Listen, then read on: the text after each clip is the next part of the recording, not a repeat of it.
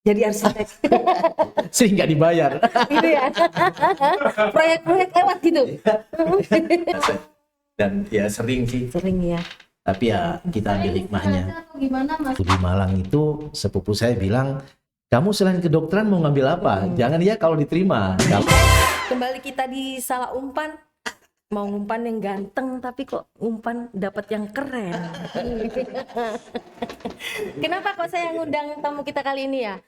Kemarin itu terbersit dari pengumuman sayembara itu loh Mas, sayembara ide gagasan desain taman hiburan rakyat. Iya. Nah, saya lihat dari situ kan Mas Afis ya. Mas Afis itu dapat juara favorit ya. Nah, itu. Jadi saya kepikiran, ini undangan berikutnya nih gitu. Nah, sebelumnya saya perkenalkan dulu ya. Tamu kita ini namanya Mas Afis Ahmad Fatah Yasin ya. Betul.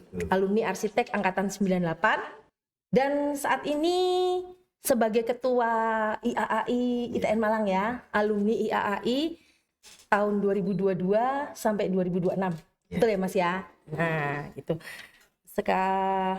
Pertama-tama aku pengen tahu nih kenapa kok Mas Afis tuh bisa pilih arsitek sebagai apa dulu ketika kuliah itu pilihan sendiri atau terjebak atau dipaksa sama orang tua kayak gitu Mas. Iya, Gimana tuh? Ceritain dulu. Terus terang kalau saya itu di arsitektur ya boleh dikatakan kecelakaan. Gitu ya? Jadi, dari kecil saya tidak pernah punya cita-cita jadi arsitek. Membayangkan saya tidak pernah, apalagi itu cita-cita ya. Jadi saya dari kecil itu cita-cita saya itu hanya satu, mau menjadi seorang dokter. Oh. Kenapa saya mau jadi seorang dokter? Karena saya itu di desa Bu, di Pulau Bawean. Oh, di Jadi saya Bawean. Pulau Bawean, bayangkan ya. Kalau kita lihat di Google Map hanya titik gitu. Titik aja ya. Nah di situ dulu di zaman saya dokter sangat susah. Kalaupun ada itu dari Jawa.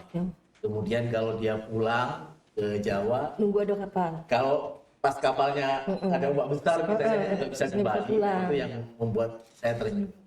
Bahkan orang mau melahirkan kalau terpaksa dibujuk ke Jawa, itu kadang ya melahirkan di kapal, kadang tidak terselamatkan antara orang tua dan lain. Sehingga saya pengen jadi dokter. Sudah cita-cita jadi dokter. Jadi dokter. Jadi waktu SMA itu ya ikut tes ya kedokteran. Kedokteran, cuman waktu itu malah pilihan kedua dokter gigi yang diterima. Sementara saya cita-cita itu mau jadi dokter bedah. Dokter bedah. Bedah. Jadi mau bantu operasi dan lain-lain. Nanti suatu saat saya pengen mengabdikan ilmu saya pulang ke kampung saya, bisa bisa bantu banyak orang. Terus kok tiba-tiba belok? Belok, terus ke ITN lagi. Nah itu loh. Jadi saya tuh dulu diterima di kedokteran di Jember, di salah satu kampus di Jember. Saya diterima di sana. Tapi karena cita-cita saya itu mau jadi dokter bedah, kalau dokter gigi kan pasti tidak bisa beda ya. Nah, saya akhirnya ke Malang. Kebetulan saya punya sepupu di Malang. Nah, waktu di Malang itu sepupu saya bilang, kamu selain kedokteran mau ngambil apa? Jangan ya kalau diterima. Kalau enggak, saya kan ikut tes lagi. Jadi Saya alternatif itu ya. Nah, ikut tes, saya ngambil di Brawijaya sama UNER di kedokteran. Akhirnya kakak saya bilang, sudah kamu selain kedokteran ini mau ngambil jurusan apa? Jurusan yang lain selain kedokteran gitu iya. ya. Nah, terus terang saya bingung mau ngambil jurusan apa. Ditanya ngambil jurusan mesin ya. Saya nggak punya pengalaman, elektro juga nggak punya. Terakhir dia bilang, kamu suka pelajaran apa sih? Saya Gambar. suka pelajaran matematika. Saya bilang Matematika. begitu. Akhirnya kakak saya itu menyarankan saya kuliah di sipil, tapi dia cuma bilang sipil. Gitu. Hitungan ya. Bayangkan saya itu catatan sipil gitu. Seperti itu, catatan sipil. Sehingga gitu. saya tolak. Nah hebatnya agak saya terakhir tanya, kamu hobinya apa? Nah dari situ saya cerita, saya hobi baca puisi. Saya dulu pernah waktu di Bawean saya juara kaligrafi. Saya bilang begitu. Saya suka main teater. Nah dari situ kakak saya mendaftarkan arsitektur di ITN. Tanpa sepengetahuan saya dapat hanya dikasih kartu ujian. Kartu ujian, kamu ujian besok di ITN. Sudah. Nah, Itu ketika diterima di arsitek, maksudnya Iya. kaget nggak tuh dengan apa mata kuliah yang kan nggak kebayang tuh, maksudnya memang tujuannya kan karena kejebur gitu Iya. kan. Nah, apa kayak anak saya pernah kayak gitu juga ngalamin. Nah, Mas Afis gimana, ngalamin nggak? Kalau saya enggak ya, karena semester 1 itu kan banyak pelajaran masih Dasar-dasar, SMA iya. sama saya suka itu ada mata kuliah estetika bentuk. Mhm. Jadi, nah sebelum itu juga ada kuliahnya kan baru belajar buat garis, Garis, titik, RTK itu kan. Jadi enjoy aja. Anjay ya. Apalagi di estetika bentuk itu wah, menarik sekali.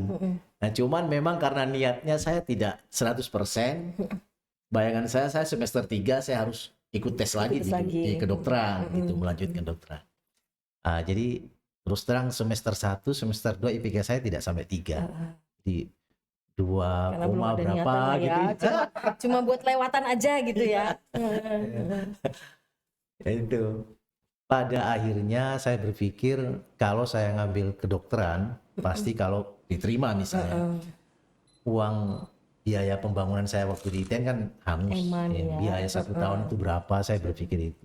Saya ingat orang tua, wah ini kayaknya pergolakan batin lah Harus di ngeluarin situ. duit lagi nih ya, Betul, orang tua. pergolakan batin, sehingga saya mikir apa iya di arsitek tuh nggak bisa sukses gitu kan.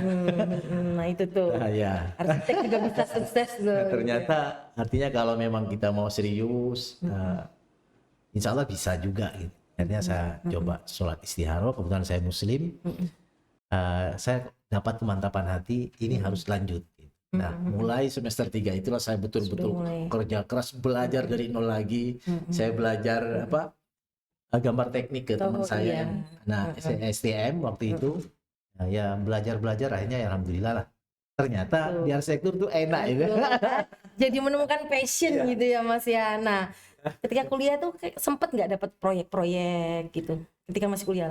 Kalau kuliah, kalau proyek enggak ya, karena saya sambil nyambi kerja. Oh, Jadi kerja apa tuh? Wah, ini hal baru nih, aku baru tahu nih. Kuliah sambil kerja ya? Kuliah sambil kerja. Jadi cuman kerjanya bukan kerja menjadi karyawan itu enggak. Saya pokoknya waktu itu saya harus dapat uang. Bisa dapat uang. Bisa dapat uang.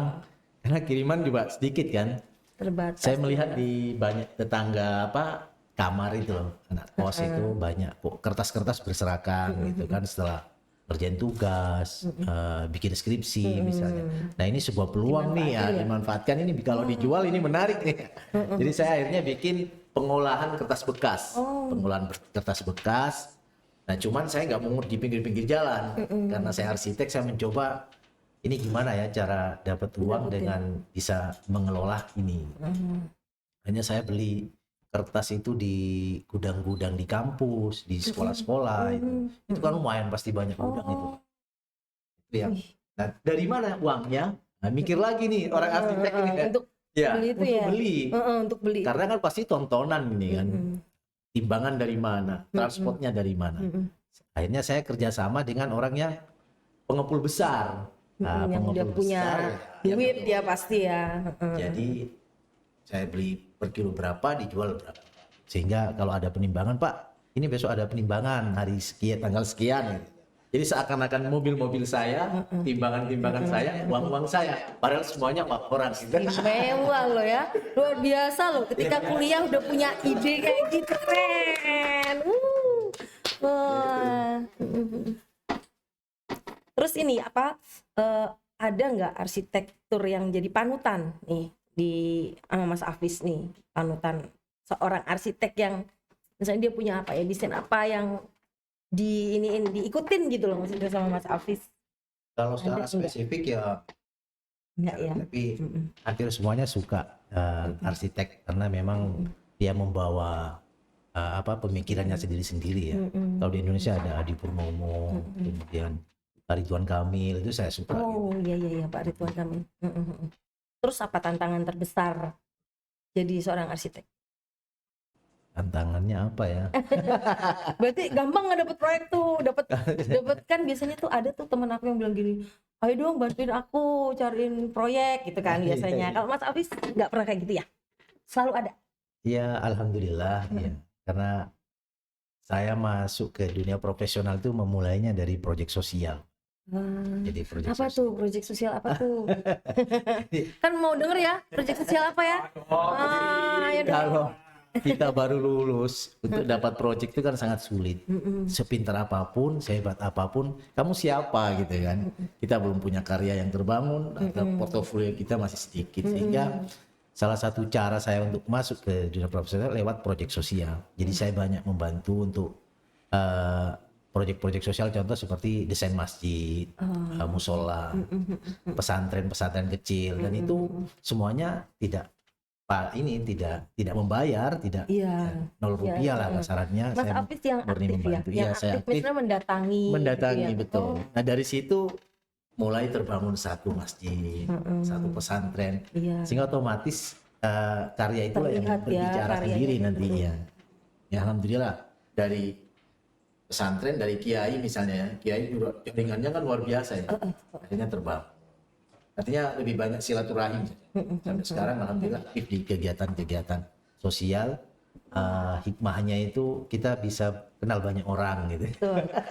Kalau nggak ngobrol gini nih aku juga nggak kenal lebih dalam nih sama Mas Afis. Makanya aduh seneng banget nih bisa ketemu. Terus apa ya pengalaman sebagai alumni ITN bangga nggak sih? Kalau saya bangga sekali Bangga, ya. sebagai alumni ITN, bangga.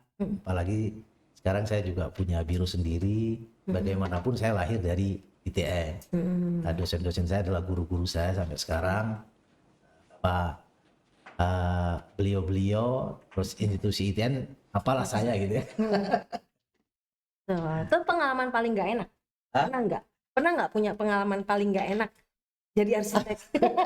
Sering nggak dibayar. Gitu ya. Proyek-proyek lewat gitu. Awalnya baik gitu kan, kita bantu gitu kan. Habis itu ngilang gitu, itu udah biasa. Dan ya sering sih, Sering ya. tapi ya kita ambil hikmahnya. Gimana Mas buat Kenapa? amal jariah ya? Nanti dipikirin malah pusing gitu. Tadi ya sudah, yang penting Diikhlaskan kita saja. sudah berusaha, kita sudah profesional, walaupun berkontrak katanya. Walaupun berkontrak. Berarti nggak jaminan ya kontrak Iya, itu jadi ya? kadang DP udah masuk gitu, udah kita kerjakan, analisa konsep terus presentasi. Ya kadang ya alasan apa gitu. Ya ada lah. Tapi alhamdulillah kita buktinya masih bisa jalan. Nah, terakhir nih ya, pesan-pesan apa nih buat alumni yang masih baru-baru nih untuk memulai karir mereka gitu loh. Anak-anak muda yang sekarang-sekarang ini Mas, mereka kan bingung nih, mau jadi apa sih? Mau ngapain sih gitu kan? Nah, ayo kasih pesan. Ya kalau saya sih ya perbanyak silaturahim. Karena itu akan menghubungkan dengan semuanya ya. Baik rezeki dan lain-lainnya. Perbanyak silaturahim. Apalagi sekarang masih mahasiswa sering datang ke kakak-kakak tingkatnya, Nah, gitu ya. alumni-alumni gitu kan, bincang-bincang di situ. Pasti ada banyak hal yang akan didapat gitu kan. Nah, kita juga punya banyak jaringan misalnya, sehingga nanti akan bisa lebih terhubung gitu. Ya, jadi kalian juga bisa berpengalaman dari orang-orang yang lebih berpengalaman gitu lah ya. Oke Mas, terima kasih banyak Sama-sama, kehadirannya siang hari ini ya. Semoga juga berkat lebih-lebih buat kita ya Mas. Siap, terima kasih. Dengan bersilaturahmi. Oke guys, terima kasih ya sudah menyaksikan channel ini. Selamat siang.